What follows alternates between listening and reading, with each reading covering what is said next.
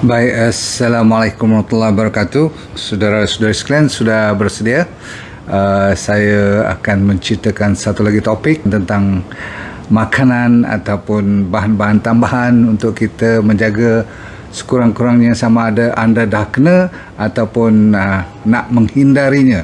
Yang lebih penting supaya mereka yang faham betapa seksanya sakit nerve ni, sakit saraf ni. Ini hari yang keberapa ni? Hari yang kelima bagi saya. Masih lagi tidak surut sakitnya. Mungkin dalam pengetahuan saya, setelah saya kaji lagi, rupanya ada satu cerita selepas kita operate ataupun lepas kita kena tersepit ataupun telah diubati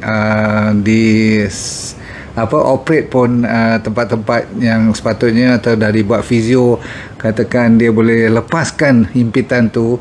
Bekas himpitan atau bekas kita kacau nerve tu kadang-kadang macam, you pernah dengar tak long COVID ni dah baik, kita dah pergi buat rawatan, kita dah keluar daripada kuarantin semua, tapi lepas tu sebulan ada lagi sakit belakang, sakit urat, sakit lupa-lupa kan. COVID ni kan ada cerita-cerita sesama sampai kadang-kadang sampai 4-5 bulan pun ada. Pernah dengar cerita macam tu? Rupanya bekas dan side effect ni lah yang sebenarnya yang saya tengah hadapi sekarang. Dah masuk hari kelima, saya tak tahu berapa hari. Kata doktor paling lama ada yang sebulan, ada yang 2 bulan. Saya minta kurang-kurang hari tu, dalam hati saya tu kalau 2 minggu tu ingat boleh tahan lagi lah. Sebab sakit kebas dia tu masih ada lagi, api dia tu masih lagi, apa orang kata, masih lagi menyala lah orang kata, betul tak? Saya sediakan pada anda beberapa jenis makanan yang saya sendiri nak fokus, nak cuba cari, tapi banyaknya yang kita cerita pada malam ni anda dah pernah dengar dan pernah buat pun. Mungkin ada 2-3 herba yang saya nak bagi cara-cara kampung tu, mungkin you boleh cuba.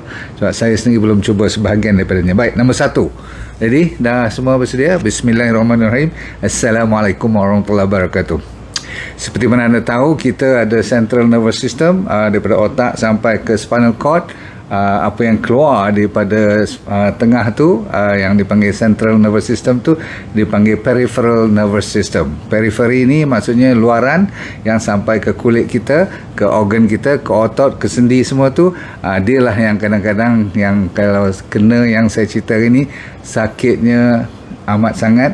Dan kata saintis yang disebut neuropathic pain tu, yang ni lah yang boleh jadi degil yang tak mau baik tu. Jadi macam mana caranya? Okey, salah satu cara ialah dengan pemakanan.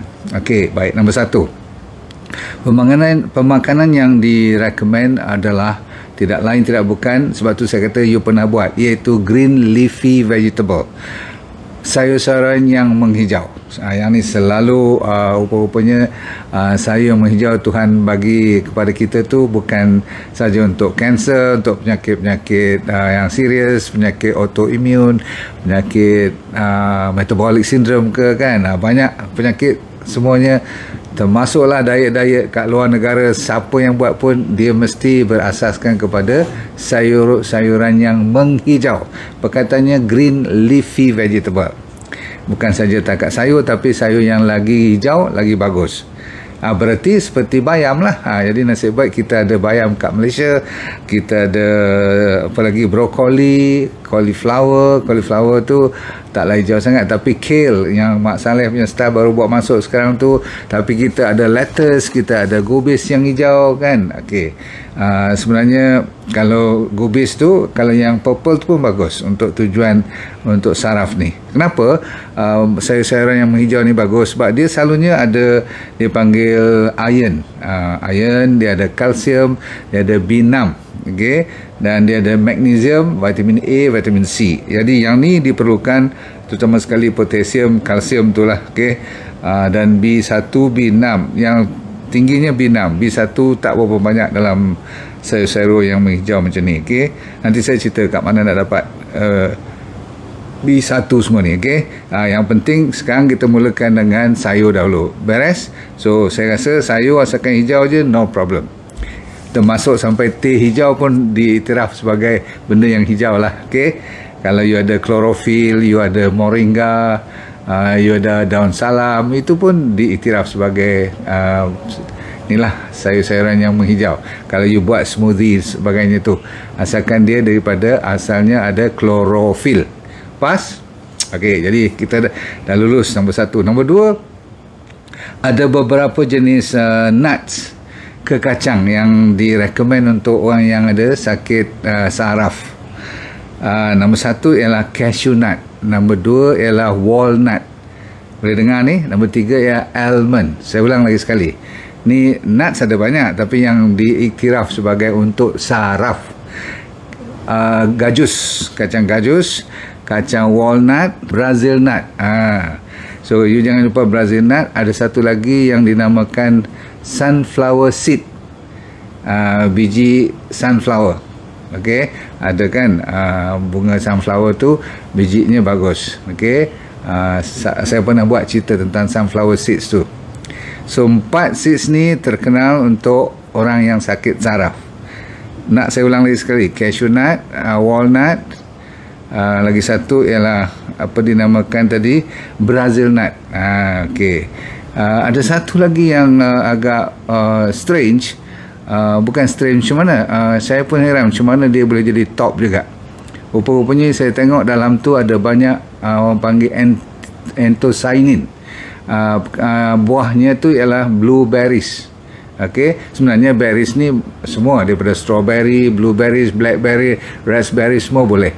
Okey, sebab dia memang bagus, semua jenis berries. Tapi top sekali ialah blueberries untuk penyakit ataupun sakit-sakit saraf. Good.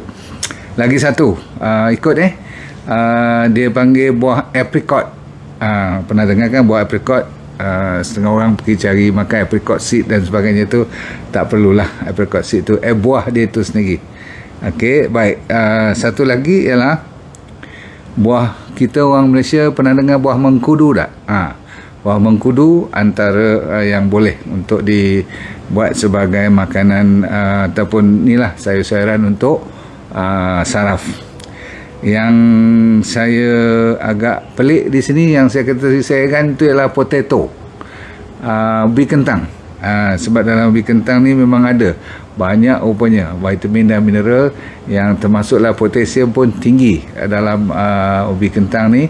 So ubi kentang antara, kalau nak ambil karbohidrat, ubi kentang, bukan nasi. Okey, saya ulang, bukan nasi. Jadi janganlah banyak sangat potato pula sebab dia tinggi karbohidrat.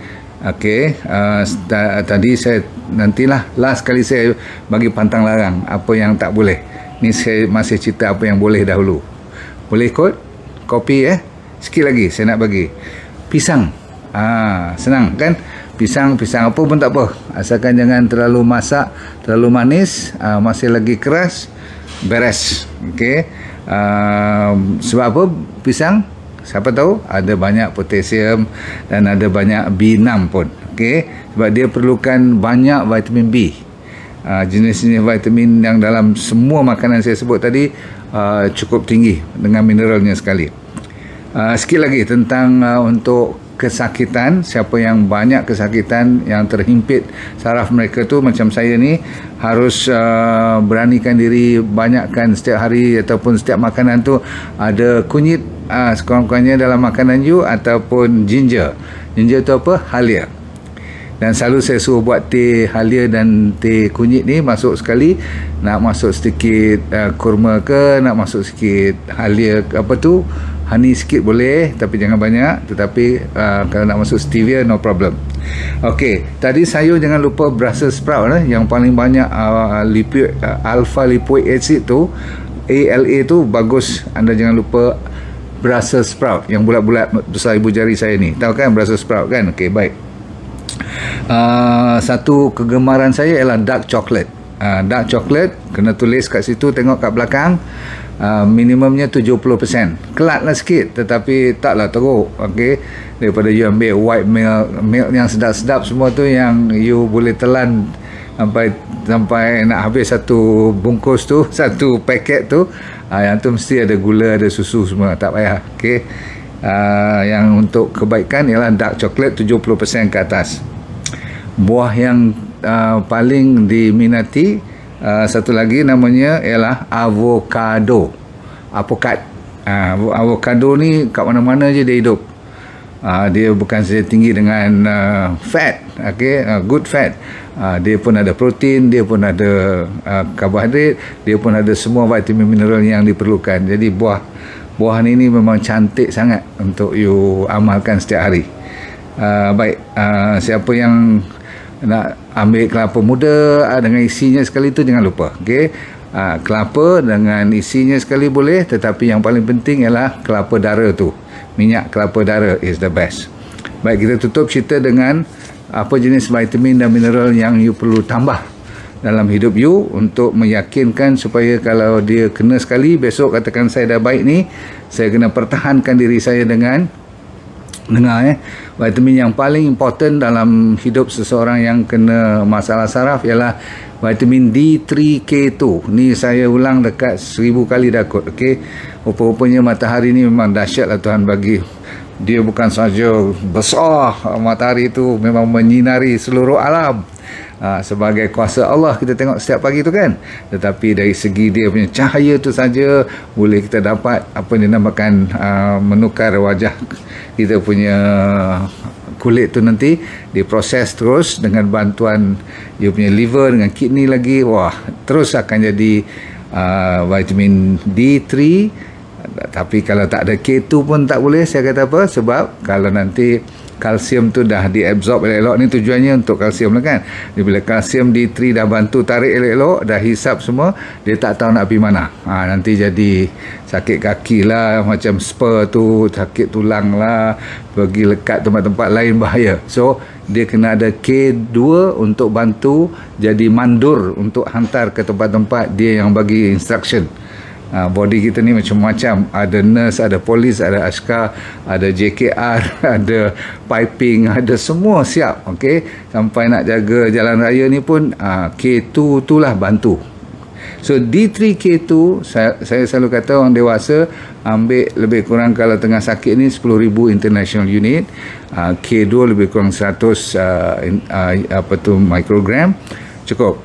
Kalau kanak-kanak bagi half the dose. Kalau tengah sakit, kalau dah stable besok ambil 2,000 international unit cukup untuk sehari. Kalau dah you punya result dah cantik lah. Ramai daripada anda yang ada masalah saraf tak tahu pun sama ada you vitamin D3 tu cukup tak cukup. Sebab apa? Kita tak pernah check dalam lab vitamin D. Pernah you check tak vitamin U? Cuba check tengok. Kalau bulan depan ke, kalau ada follow up lagi 2-3 bulan ni, so doktor minta tolong dia buat vitamin D.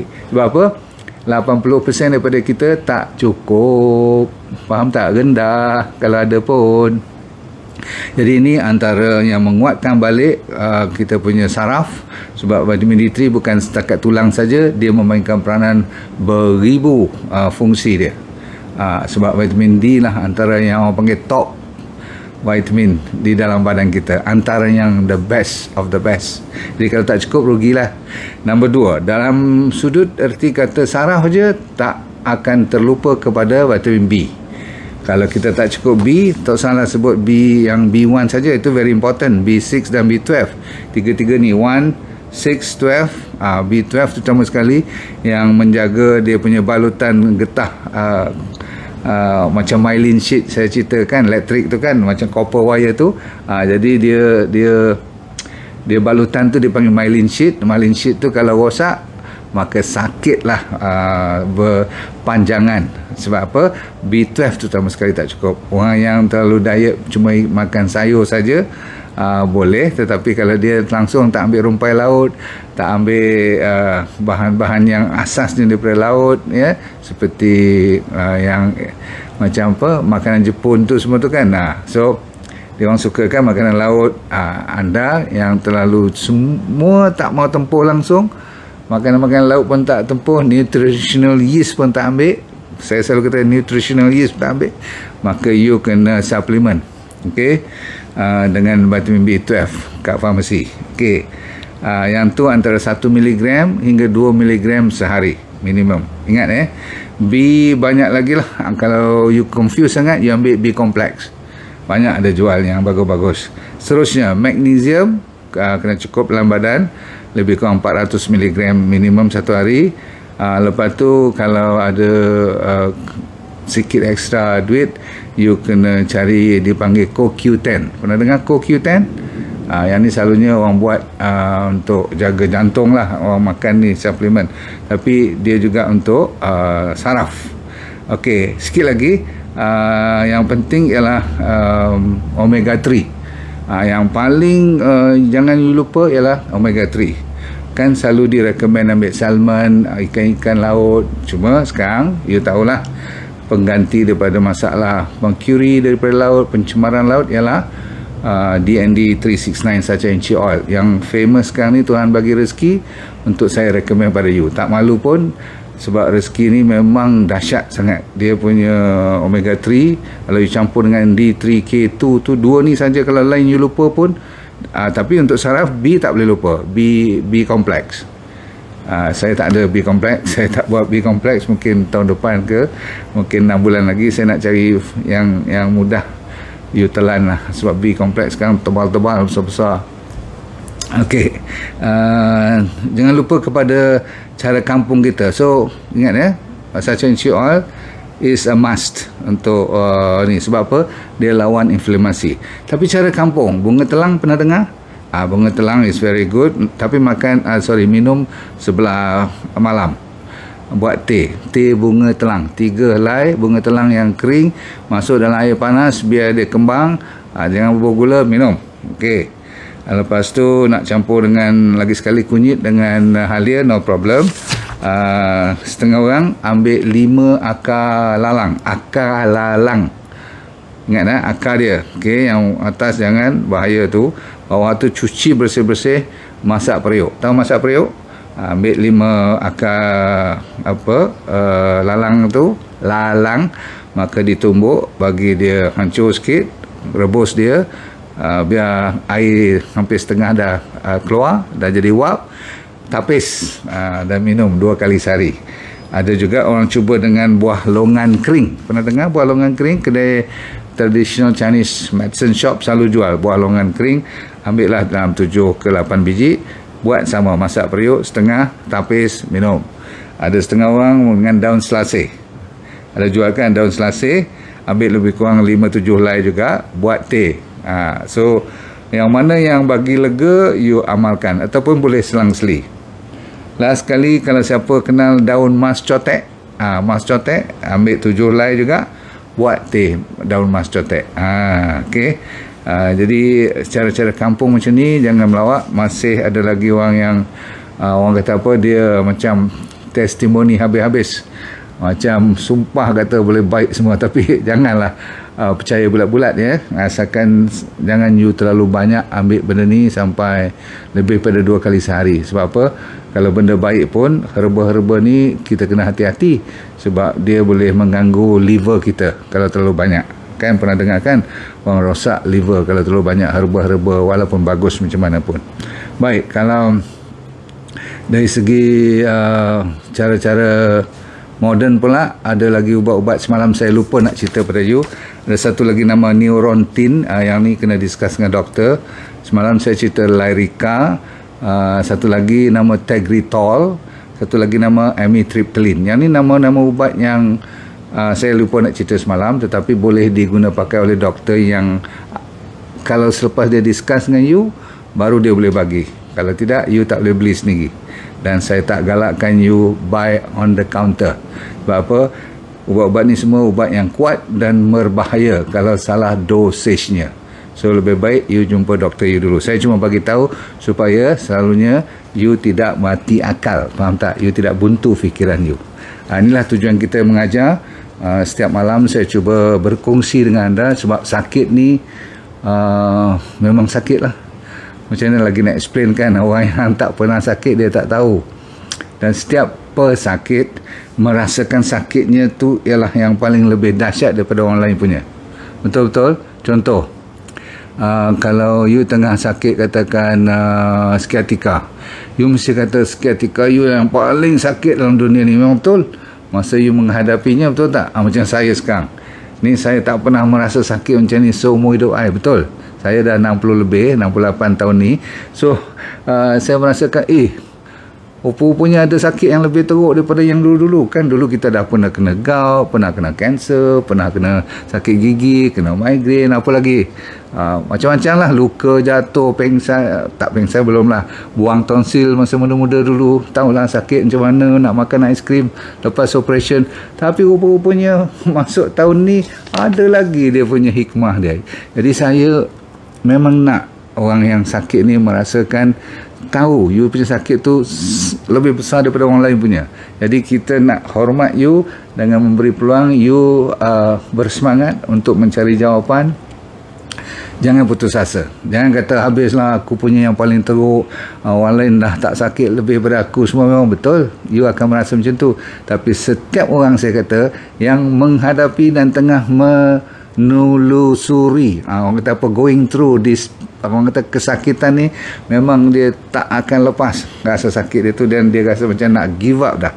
Saya kata kat you lagi sekali malam ni, setiap orang memang Tuhan duga. You banyaklah istighfar, banyak berdoa, dan banyak kita berusaha. Macam malam ni kita bagi you cara makan, dan cuba you kopi nota tadi, try tengok yang saya cerita tadi. Kalau yang mana yang serasi, Alhamdulillah. Tapi makanan seharian tu kena ikut veggie, buah-buahan, vitamin tu kena suplemen betul-betul. Dan pantang, last kali pantang. Yang tak elok ialah jangan sekali-kali tak ikut D&D diet, sebab D&D diet adalah asas dia. Dan betulnya ialah dia pantang pada gula, dia pantang pada benda-benda yang berat, yang ada campuran bahan-bahan yang refine, maksudnya yang telah diproses, susu yang memang bukan alami, yang bukan natural, ataupun daging-daging yang banyak hormon, faham, yang banyak injection dan sebagainya. Tu cukup. Kalau you boleh tolak itu ke tepi. Satu lagi, orang yang saraf, dalam kajian saya ada satu yang dia tak benarkan amat sangat ni, you kena dengar, ialah pewarna. Selain daripada pengawet, ada macam-macam dia tambah apa-apa lagi lah, tapi yang dia tak tahan ialah pewarna. Faham pewarna tak? Kan dalam makanan kadang-kadang ada pewarna. Dan tempat masak pun saya selalu kata jangan pakai aluminium, jangan pakai bahan-bahan teflon yang ada yang dulu punya. Yang sekarang dia dah buang bahan-bahan beracun, sebab dia tahu orang macam saya akan komplain. Sekarang dia pun dah pandai, dia kata dah tak toksik dah, dia punya double layer. Tapi bagi saya pakai periuk daripada tanah liat tu lagi bagus, kalau boleh lah. Faham? Okey, pakai seramik atau pakai kaca, pakai yang tidak boleh keluar bahan-bahan seperti aluminium atau copper kalau you masak tu. Faham jangan sampai you rasa bersalah pula, nanti gaduh pula nak buang periuk lagi sekali. Tak, you gunakan pemikiran yang waras. Ini sebab saya cerita orang yang tengah sakit, yang menghadapinya bukan kita, kadang-kadang dia yang sakit. So kalau kita nak masak kat dia, jangan bagi bahan-bahan yang ada heavy metal pun tak boleh. Baik, ada orang tanya saya, Dok, durian boleh tak masa you kena saraf tersepit ataupun sakit ni? Kebetulan durian tak berapa digalakkan. Minta maaf, kali ni walaupun saya benarkan durian kebanyakan daripada saya punya D&D diet, boleh, sebab dia diiktiraf sebagai buah. Tapi kalau you tak sakit apa, tak apa. Tapi kalau you tengah tersepit dan sakit macam ni, saya minta durian you kalau boleh kurangkan ataupun toksa dululah, bagi baik dulu, boleh tak? Okey. Itu saja yang menjadi sensitif pada malam ni. Lain pada tu, no problem. You nak makan asalkan benda tu sihat dan ikut D&D diet, Alhamdulillah. So jangan lupa pada puasa, puasa besok 13, 14, 15 kan, puasa putih. Saya tak tahulah saya boleh tahan tak besok. Kalau tak makan ubat, saya puasa. Kalau kena makan ubat, terpaksa tak puasa lah besok kan. So anda sekalian, saya doakan you sihat walafiat, dan satu keluarga berhati-hati. Anak-anak muda terutama sekali, jaga baik-baik ya, jangan sampai masalah gula berlebihan sangat, sebab dia juga boleh merosakkan saraf. Baik, kita jumpa lagi pada waktu yang terdekat. Jangan lupa kepada apa tu saya kata tadi, D3K2 dan Sachainchi Oil. Dua ni yang wajib untuk you jaga saraf you. Okey, kebetulan. Assalamualaikum warahmatullahi wabarakatuh. Dunia anda bahagia, akhirat anda syurga. Kita bersama. Let go and feel good all the time. Tengok ni, nak lipat tangan pun tak boleh ni. Okey, sakit. Bye. Terima kasih.